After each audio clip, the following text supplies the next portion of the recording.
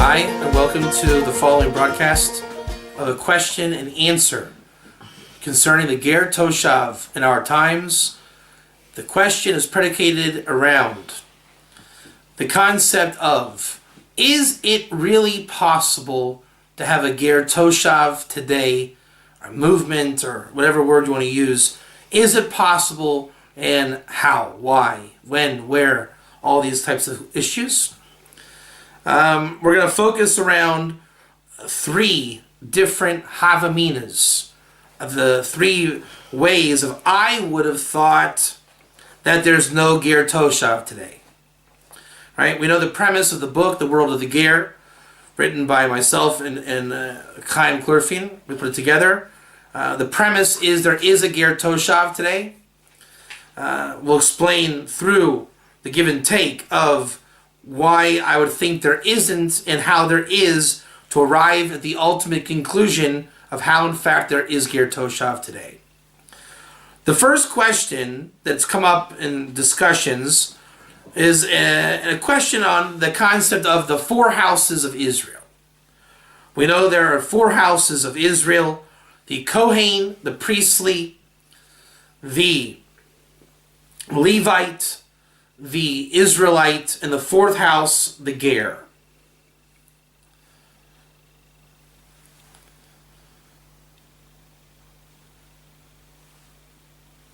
The question is concerning the fourth house of Israel.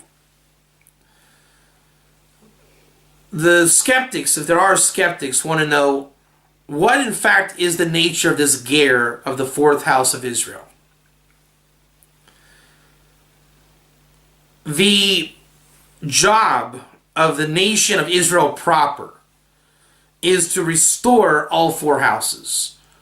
The temple will come back and bring back the priesthood along with the Levites, which some authorities will put the two together, the Kohen and the Levite.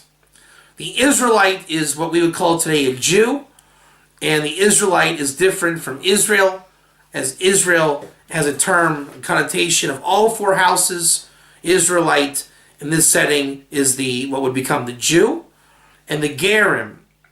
The Ger is this fourth house. What do we do with the Ger?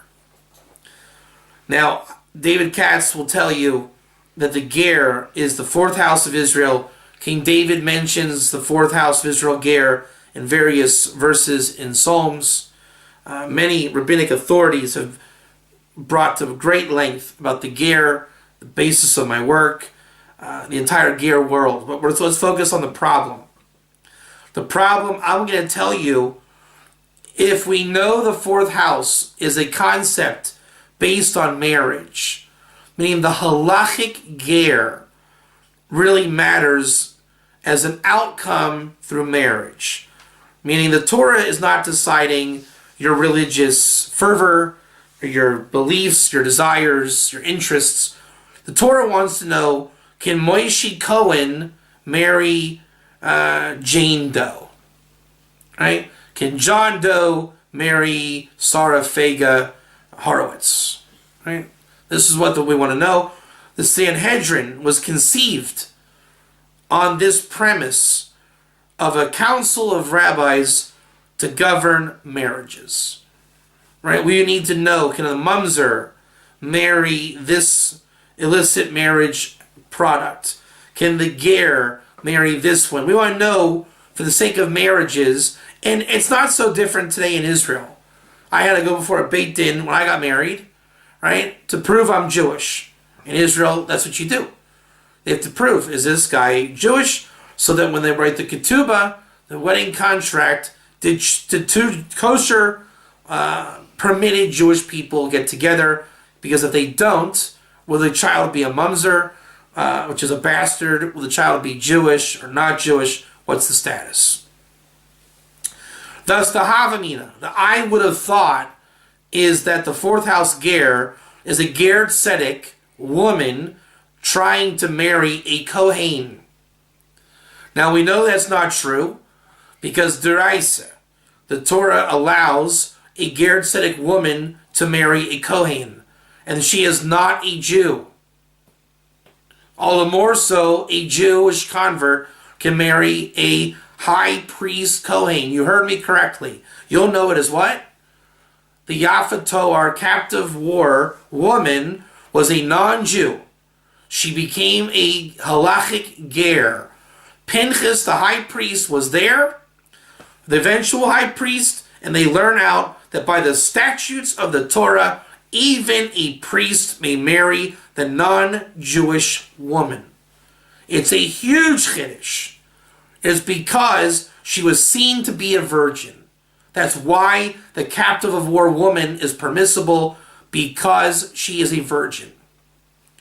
And therefore, she has the permitted signs granted to the Betula status of a Kohen wife that would be. We don't allow this today. Today, we don't even have a high priest anyways, but the Torah did allow it, and it did happen as various high priest wives were gerim in the times of the Tanakh and the Chumash. Now, that's already the Havamina, right? We know that the fourth house of Israel is not coming to say a particular case of a convert woman marrying a Kohen. That does not constitute the entire house. It is the entire Ger world, and Ger Tzedek here means non-Jew. We know it usually means convert, but as the Rambam brings in his halachas on slavery, that there is a case of a slave fleeing his master. The slave had an observance of mitzvot. He fled to the land of Israel, away from his master. He's no longer a slave. Calling him a Ger Toshav is not applicable, because he wants to do more than 7 laws. The Rambam calls him a Ger Tzedek.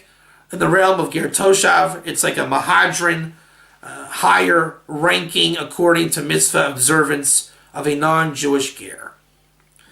Rav Kook, it is based in the formulation of the state of Israel, understood this case to mean that there are non-Jews who are called Ger Tzedek when they have tenure and then rank and history of performing mitzvahs along with circumcision. Hence, this type of person can even do the Korban Pesach or partake in the Korban Pesach as long as he has the circumcision and prerequisite simonim. Thus, the fourth house of Israel is the world of Ger, and where they go, either Ger Toshav in his non-Jewish world, towards Ger Tzedek, even through conversion, which is called Ger Gamor. He finished his Gior of Gershon his Gayer, and he can marry now a Jew, and he actually fits into the Israelite camp of the third house, and not so much the fourth house. He is a Jew who came from Gerim, whereas the Ger Tzedek non-Jew has certain rights of where he can marry, and there's a spectrum of the marriage. Another case in point was the Milchamas Rishus, right? Another type of Ger Toshav that we are not talking about is when you call out a war against an idolatrous nation. And the Rambam says, you have to put them in servitude, right? Pay tribute of taxes. Then you make them a Ger Toshav and follow the 7 laws of Noah. That is not the Ger Toshav we speak of.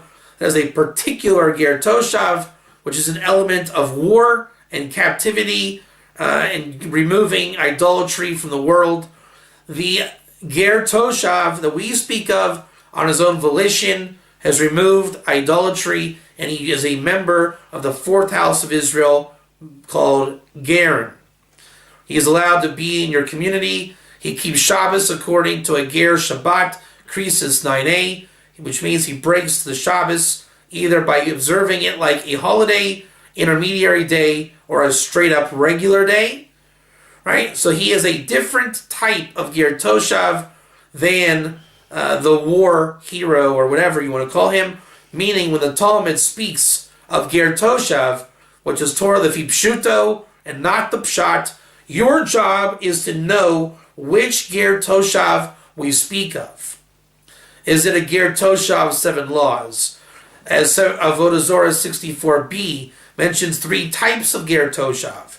One of 7 laws, one who simply rejected idolatry, one who keeps the entire Torah outside of Nevela.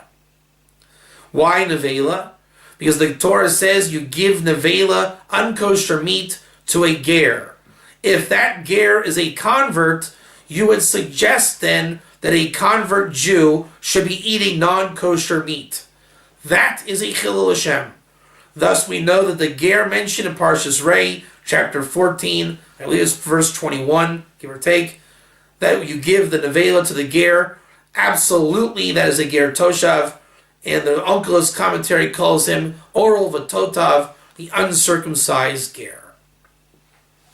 The next level is the Jubilee. You would say, but Rabbi Katz, the Rambam clearly says in Avodah Zorah, in Bia 14:8, that until the Jubilee year there is to be no Ger Toshav. That is a nationalistic Ger Toshav. When the nation of Israel recognizes Ger universally, we then have a mitzvah deraisa to do mitzvah l'chiyuso with a nafka mina. If he goes into slavery, we have to support him, right? Therefore, the danger zone of a Ger Toshav movement is if anything happens to the Ger, the Jew is not responsible, and the Ger will have been succumbed to a great danger. Thus, there is no Ger Toshav today, and there will not be until the Jubilee or the Messianic era. At the same time, we say there is a Ger Toshav today, just not the same Ger Toshav that you speak of. It's the Ger Toshav that the Ravid argues with the Rambam in that same location, Isuri Bia 14:8. And the Brisker Rav says that the Ravid is not arguing with the Rambam, but rather clarifying his words. To quote the Brisker Rav, to make a clear statement, there was never a loss of Ger Toshav status ever. What there's the loss of are the rights and justices given to the Ger Toshav. Just like a priest no longer has a right to the temple while in exile, today's ger is an exiled ger. He is ke ben Noach, like a ben Noach. The inference or diuk is the letter kaf, ke ben Noach, meaning he is not literally a ben Noach, he is like a ben Noach. It's a fallen status because we, the Jewish people, do not have the ability to fully recognize him. That does not stop him from recognizing himself by the signs of 7 laws that he follows in his connection to God. Should he wish to stop being a ger, the Brisker Rav says, then stop, and you are now either a ben Noah, or should you wish to return to idolatry, you are an akum. You are an idolater. If you wish to stop doing idolatry and to worship the God of Israel, keep the 7 laws and further mitzvot, by your own volition and observance of your actions, you are a Ger Toshav. Should you wish to go further into conversion or near conversion, you may enter Ger Tzedek territory. All of these terms, mind you, are lefi pshuto. You are simply a human being worshiping God because you understand the truth. The Torah calls you a ger, loosely a stranger, because you are not a normal Jew. You are somebody from afar, has come near the Jewish people to worship the truth. How you internalize that message is your own volition, your own words. The Torah has aided you to give you lefi pshuto. Are you a ger toshav, a ger shar, ger gamor, ger tzedek? Many various terms lefi pshuto to describe where you feel you are holding, not in a religious domain, but in a practical domain. Thus we have, very simply, a ger toshav versus a ger toshav. There's an apparent contradiction by saying there's no ger toshav today, while there is a ger toshav today. One of the views is one ger toshav, which is not today, is milchamas reshus, making a war and making ger toshav, versus ger toshav, which is simply the biblical Noahide. Why did the Torah call one ger toshav today yes, at the same time a ger toshav no? Isn't that a logical contradiction? Ger toshav, yes, no. Likewise, in the Talmud, the word ein, aleph, yud, nun, can mean ein or een. If it's ein, it means no. If it's ein, spelled the same way, it means yes. So you might say, ein sfarim babaita. There are no books in the house. Or you might say, ein sfarim babaita. Yeah, there's books in the house. How would you ever know the difference? You're expected to be a Talmud Chacham and a rabbi, or consult a rabbi to understand the pshat, to Lafi Pshuto of the Talmud, Chazal, and the Chumash, and Rabbinic Sources. The Talmud is a difficult set of tractates to learn. For this reason, the Ger Toshav is a twisty sugya or Talmudic topic. You need to know, is the Ger Toshav a seven-law follower? Is he an advanced follower? Is the Ger Tzedek a Jew, i.e. a convert? Therefore, he's not really Ger Tzedek anymore. He was, and now he's Jewish. Is he a Ger Tzedek non-Jew? There are many ways of looking at it. The rabbis assume that you know which one we're talking about. And also, again, are you an Israelite or a member of Israel? I am not a Jew or a member of Israel. I am a Kohen, the first house of Israel under those terms. Loosely, you would say he's a Jew, and falsely, you would accuse me of being an Israelite. You see how complicated it can be. Jews are Jews, and they are formally Israelites, but properly, it's Cohen Levi Israel Ger. So too, every point of distinction, you need to understand which one is which, who's a Ger, who's an Israelite, who's a Jew, who's a Kohen. The idea is it's a massive topic. The entire tradition of Torah has a world of Ger. Within that world, it's complex and needs ironed out.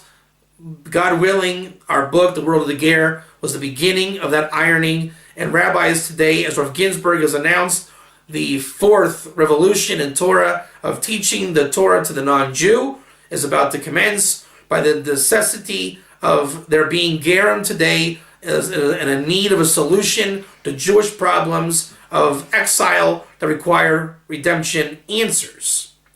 The message is this: free your mind, look deeper, free your mind, look deeper in everything, and I mean everything, and you will find a Jew, you will find a Ger, and you will find the light of the Messiah working in the Torah to levels that we've never quite been pressured to find until now, but due to circumstance of a universal Ger happening in need, we now have been given, thank God, clarity to understand the Ger Toshav in ways that are not, in ways that are, in ways that will be.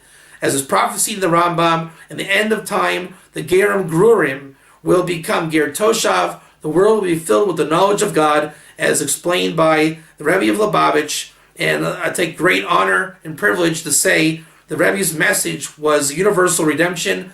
God willing, we will see it in its conclusion realized soon in our days. Amen.